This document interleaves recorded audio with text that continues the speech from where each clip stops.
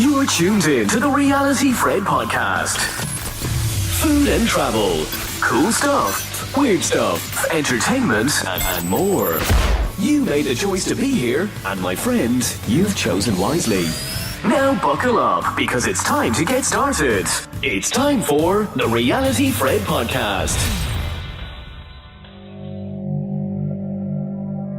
Pennsylvania and the paranormal go hand in hand. One of the original 13 British colonies, Pennsylvania has a long American history that includes ghosts, especially when you consider the battles of the Revolutionary War and the Civil War at Gettysburg. And before long, I'm sure we'll have fun discussing the history of Bigfoot sightings in Pennsylvania and even the Kecksburg UFO incident.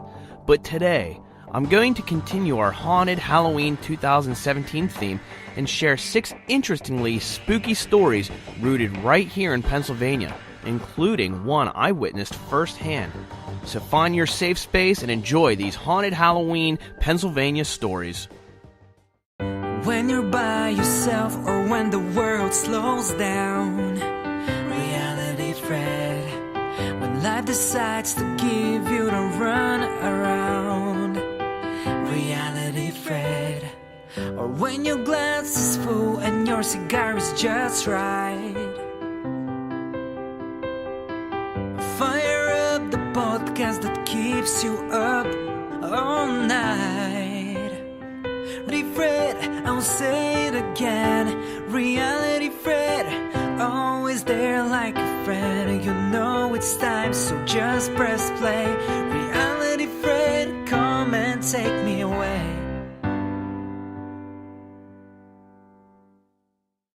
This first story comes to us from the website AmericanFolklore.net and is about the legend of the Goblin of Easton. Let's go ahead and give it a read. There was once a monk at the mission who loved money and power more than he loved God. He would hear the confession of the good folk who attended the mission, and then would blackmail them into giving him gold and silver to keep their darkest secrets. He even turned many a wayward sinner's feet towards the fire of hell rather than the gates of heaven, encouraging their crimes in secret while he reviled them in public. It was after he beat one poor old woman to death that the evil monk was imprisoned and sentenced to hang for his crimes. But just after he was cut down from the noose and pronounced dead, his corpse began to transform before the horrified eyes of the people. The face twisted, and small tusks sprang from either side of his nose. His shock of white hair grew long and greasy, and 2 pointed canines emerged from his slit of a mouth. The goblin monk opened eyes that glowed yellow even in the light of noonday, and sprang to feet that now ended in claws rather than toes. The people screamed and fled, and no prayer of his former brothers in faith could banish the goblin. It disappeared deep into the forest only to return at night and prey upon the monks of the mission who had been responsible for its death. After 5 of the brothers had fallen to the goblin, the rest of the monks had abandoned the mission and moved to another part of the country. Since that time, the mission house had slowly fallen into ruin.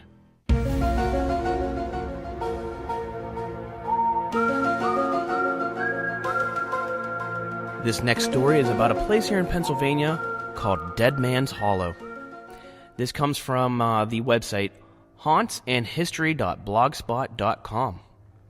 Dead Man's Hollow is a 400-acre nature preserve in Boston, between Elizabeth Township and Lincoln. It's crossed with steep paths and deep gullies intersecting throughout its woodlands. There are many remnants of old industrial plants littered across its landscape. But more importantly to our ghost tale, it was the site of several unnatural deaths in years past.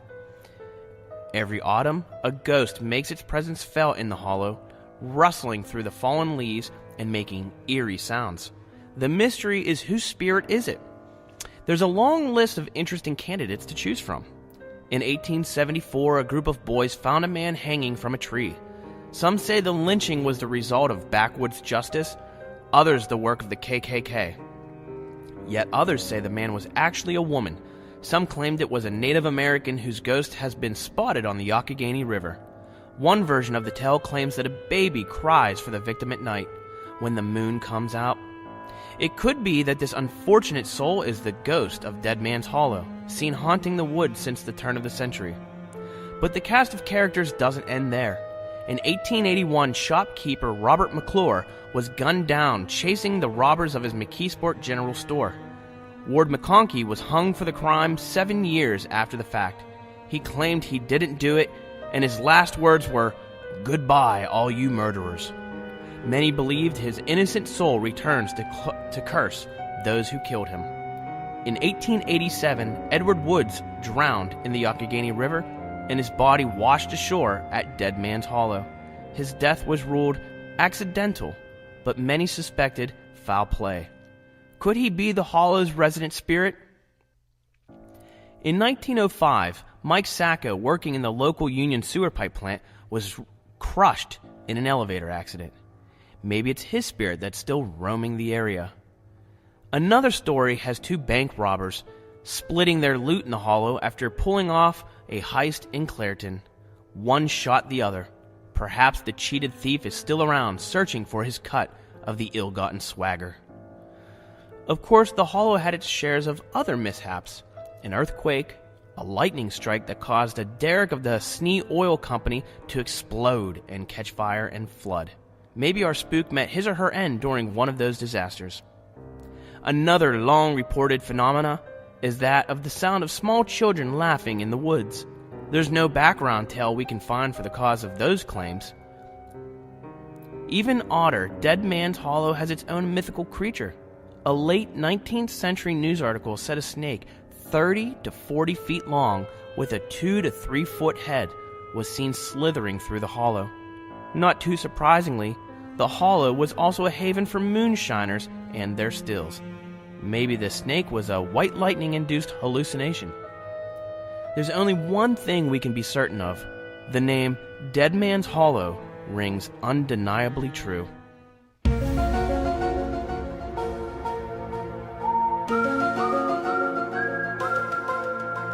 This next legend is about 13 Bens from the website trytoscare.me.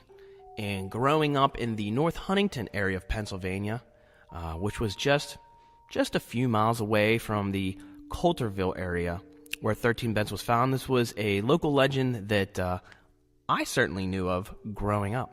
So let's jump into the story. Just on the outskirts of Pittsburgh lies Campbell's Run Road, which more commonly goes by the name 13 Bens. It's an unpaved dead-end road that contains, you guessed it, 13 bends along it. There are 3 main legends associated with the long stretch of road. First, the orphanage. The 13 bends have existed as long as we could go back, till around 1780. The actual name of the road comes from the creek that runs alongside the road, Campbell Run. Rumors state that back in the late 1800s, an orphanage existed deep in the woods halfway down the road where the creek crosses under the road. On one frightful evening, one of the teenagers in the home was playing with matches on the front porch when he accidentally lit the house ablaze. Many of the young children were stuck inside the home as the fire grew and took their life. Others caught on fire and ran into the creek to put them out, only later to fall victim to the effects of the burns. Those who travel the road at night claim to hear the voices of children screaming, bells clanging, and splashing into the creek.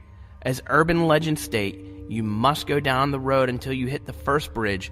Before crossing, put baby powder on your car. Continue driving for some time and then check the baby powder. Many claim to find small handprints believed to be those of the young children who passed on. Some say to try something different for it to work. You must park the car on the bridge with your headlights off and call out to the kids in the woods. A second story from 13 Bens is the school. Further, near the dead end of the road, there was an old school once used as a Catholic school for young girls. Rumor stated that one day in the early 1900s, a young man arrived at the school and stabbed 13 girls to death. He then went and buried each of the girls, one at each bend in the road. Rumor states that if you flash your high beams at each corner while traveling down the road, upon return, a ghostly girl will be waiting at each bend. And finally, there's also the story of the mine shaft. Somewhere along the road, deeper in the woods, was said to exist a mine shaft used to obtain minerals, as Pittsburgh was and is a large industrial city. In the early 1900s, a cave-in at the mine led to the death of 3 of the miners. The mine was closed and never reopened. There is a trail along the road leading to the abandoned mine. Those that travel the trail during the day will run into the 3 miners who, upon sight, will disappear. Other tall tales of the road talk about ghost cars that chase people, believed to be the spirits of teenagers who had an accident on the road. Others see orbs in the woods moving in and out of the trees. We may never truly know how many spirits lie under the road.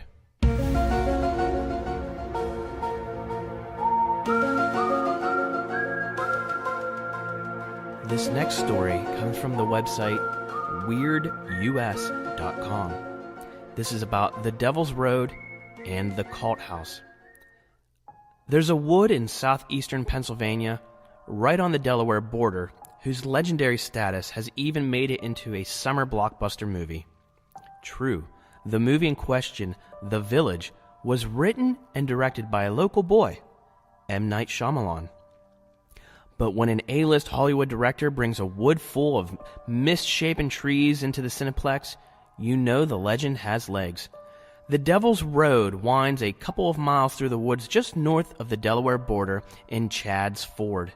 It is better known to map readers as Cossart Road and has enjoyed a reputation for its general aura of evil for decades. It's particularly famous in the triangle of towns between Wilmington, Philadelphia, and Coatesville. But although the exact location is often misreported as somewhere in northern Delaware, all the stories agree on one point. The trees that line this narrow, winding avenue bend away from the pavement as if recoiling from something unspeakable.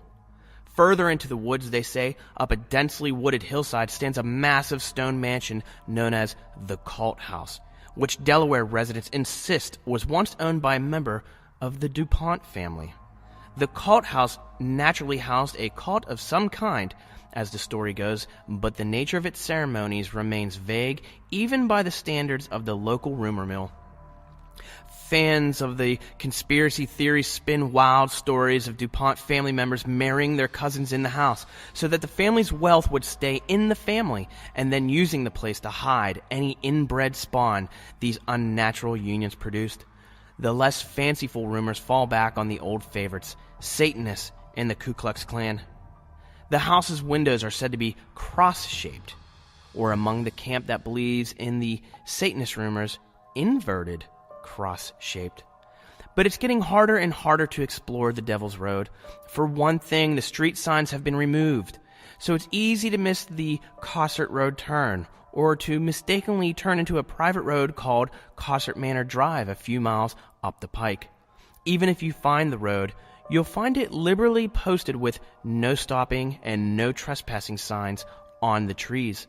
The legend of the road has been repeated so often in the past 40 years that literally hundreds of noisy explorers would belt up the road by night, disturbing the residents, spray painting everything in sight, and driving recklessly. The usual obnoxious behavior was bad enough, but it escalated into vandalism and dangerous stunts such as crossbirding that forced the township and police into a strong reaction. A barricade went up with no trespassing signs and threats of heavy fines.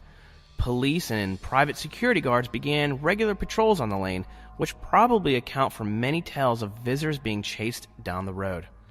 So we'd advise people to tread with caution when they think about treading down the darkness of Devil's Road.